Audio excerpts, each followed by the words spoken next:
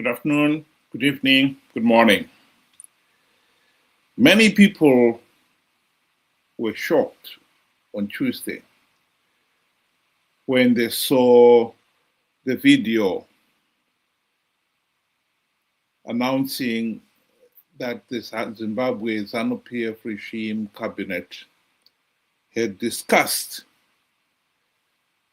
the Zimbabwe Constitution Amendment 2026.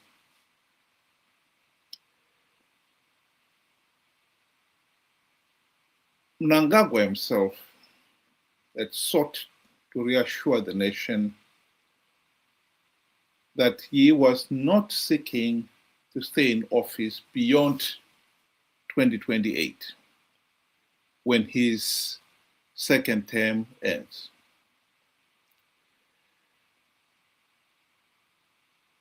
And that helped them settle.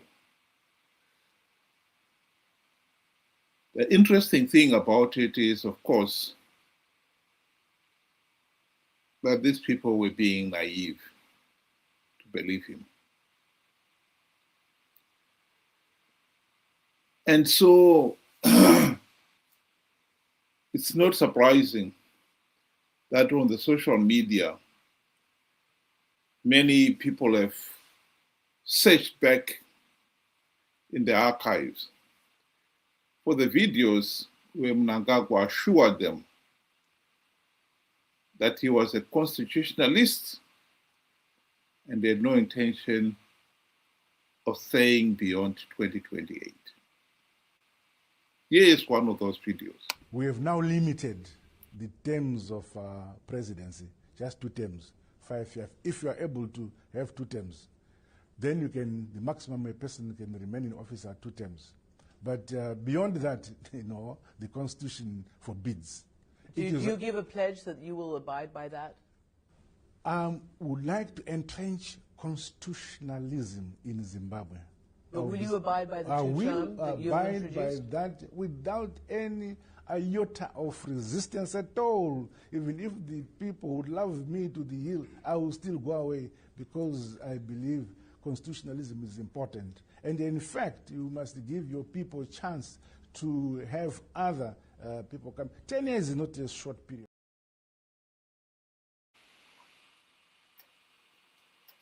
Well. I think many people have been left wondering, so who presided that cabinet meeting? Was it the constitutionalist Mnangagwa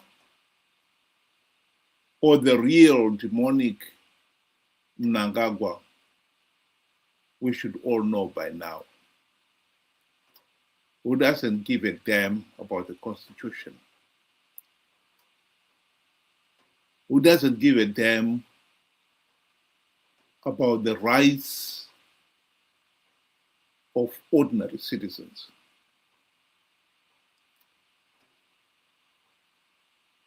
The amount of information out there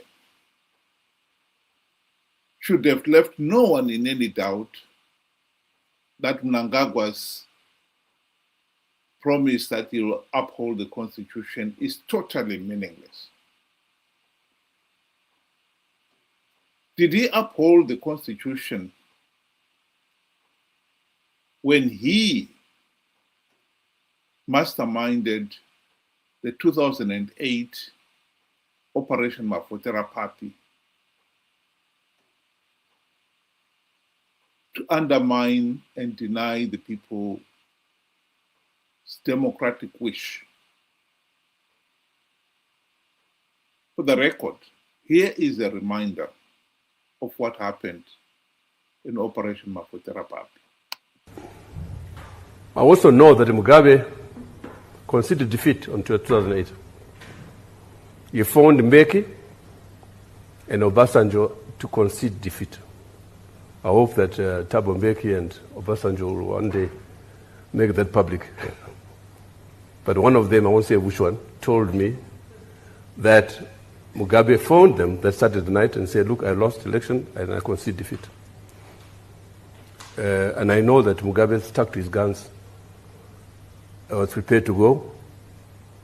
His wife was since bags packed to go somewhere on the following day, when Mnangagwa and Chiwenga approached him and said, "You stay where you are." And then they contrived the runoff, sadly with the help of South Africa.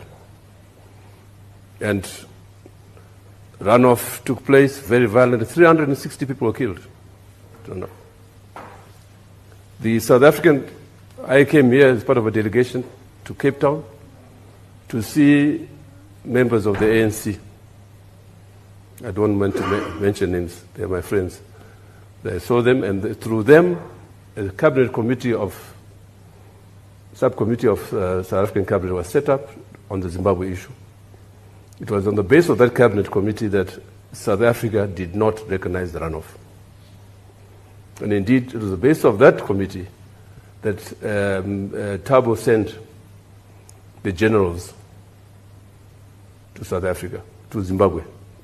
I met them, and I was one of the few to have read the report, because I was flying to Joburg in the company of General Romano, who was a friend. He passed away, no? That's why, yeah. And I also took people who had lost their hands in the violence to the South African embassy in Harare. And Romano broke down in tears. How can a liberation movement treat these people like that? He was a broken man. So there's no doubt at all here in South Africa as to the brutality of the regime in Harare. So it amazes me, it angers me, in fact, when I hear the nonsense coming out of people like Mbalula's mouth. They know it. And the report has never been published, the general's report, to this day. That tells you.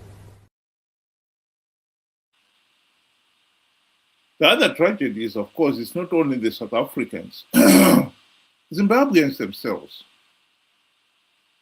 have failed to understand the seriousness of that event. And this was not the only time Mnangagwa has shown total disregard of the Constitution, the rights of ordinary citizens, and even the lives of ordinary citizens. Mnangagwa was out of the country when the 2017 military coup took place. But there's no denying that he was involved. Mnangagwa's name will feature prominently when history comes to be written as a key player in all the blatant rigging of elections in Zimbabwe these last 46 years. He was involved in the blatant cheating. He was involved in the violence that took place, including more killings. So for somebody to suddenly believe him that he is a constitutionalist and will not serve beyond 2028 is naive, to say the very least. But now that Cabinet has approved this constitutional amendment 2026, which seeks not just only to increase Mnangagwa's stay in office beyond 2028, it goes on further. It's now seeking to increase the stay in office of members of parliament and senators beyond 2028.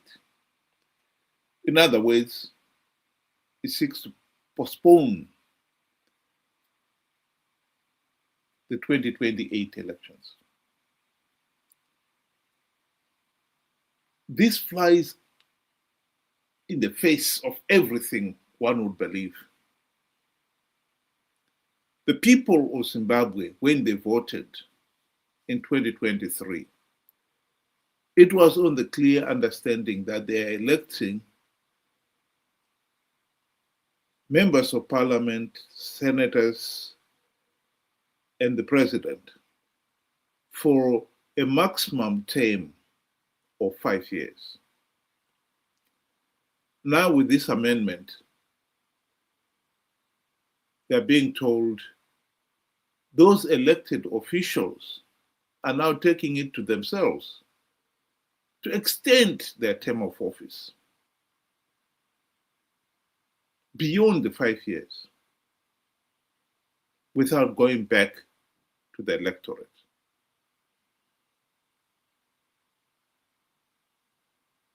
I can't think of anything more outrageous than that.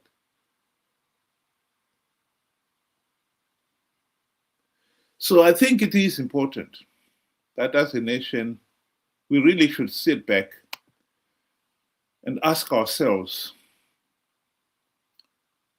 so who presided over the cabinet's approval of the Zimbabwe Constitution Amendment 2026? Was it the constitutionalist Emmerson Mnangagwa,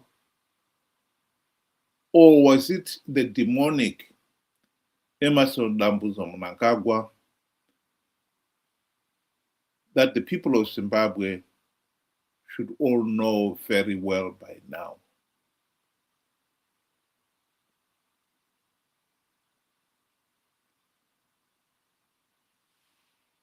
In his book, Robert Louis Stevenson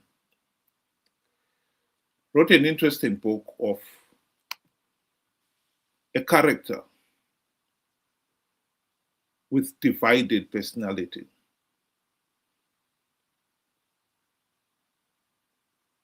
Dr. Jekyll and Mr. Hyde.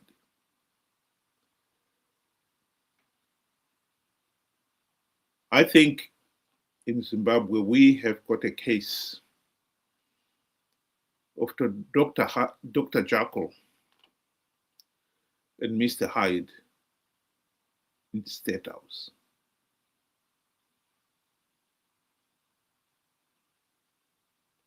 And we, the nation, are suffering for it. The real tragedy is that many of our people out there filter out all the bad things that Mnangagwa has done these last 46 years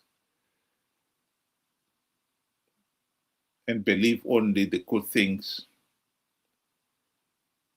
the few good things, if any at all, because most of it is just propaganda that he has done. I believe the constitutionalist Mnangagwa assured the nation that he was not going to stay beyond 2028, to just calm the nerves down, to allow Mr. Hyde, the demonic Emmerson Mnangagwa, to carry on with his political machinations. The amendment has been approved. This is the point of no return. And those people who keep digging up the videos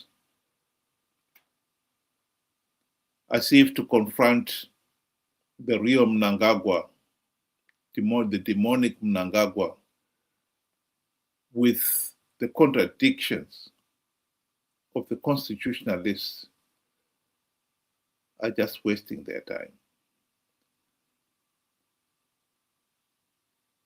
If the amendment is approved, Mnangagwa will stay beyond 2028. That is a fact. And we should reconcile ourselves with the reality that we have, like I said, Dr. Jekyll and Mr. Hyde in State House.